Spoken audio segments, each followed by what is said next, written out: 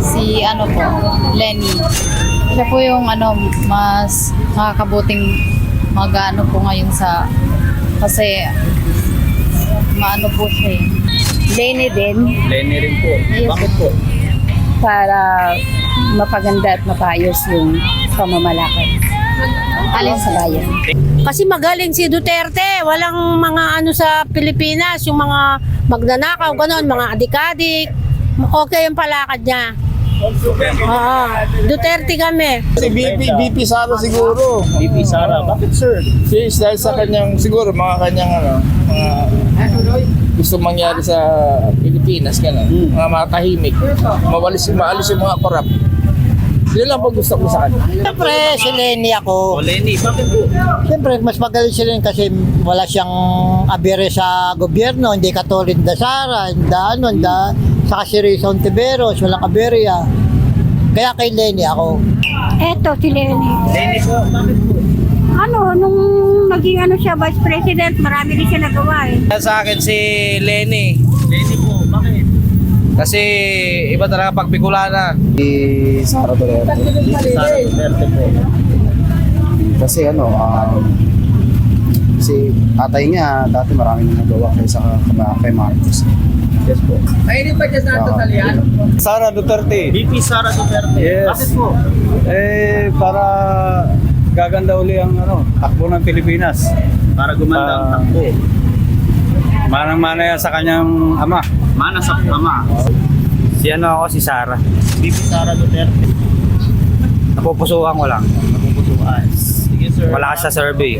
Tsaka maganda yung yung pamamalakad niya sa Davao.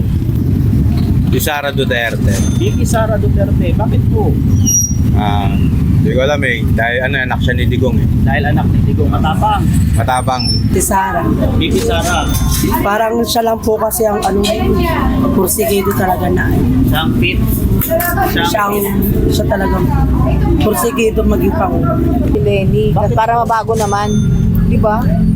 Yun lang. Si Mayor Lenny. Parang siya po yun talaga yung mas pinagkakatiwalaan natin ngayon. Lenny din po, kasi nakikita naman po natin yung mga yung mga plataforma po niya ngayon sa Naga. And super effective po ng leadership niya doon. Tas hindi lang po siya nabigyan ng spotlight nung vice president siya, pero alam naman po nating lahat na may ibubuga talaga si Lenny kung siya yung presidente. John Vic. DILG Secretary. Yes, Remulla. Si Sara. BP Sara Duterte. Oo. Bakit po? Mas maganda yung sa tatay niya, yung pagpapalakad. Kaya gusto ko si Sara. Sara. Sino po? Duterte. Sara Duterte. Bakit po tayo? Medyo baka maging ganda ang takbo ng panahon. Hindi si Sara na lang. Yun lang. Sara Duterte. Bakit po? Wala, gusto ko lang.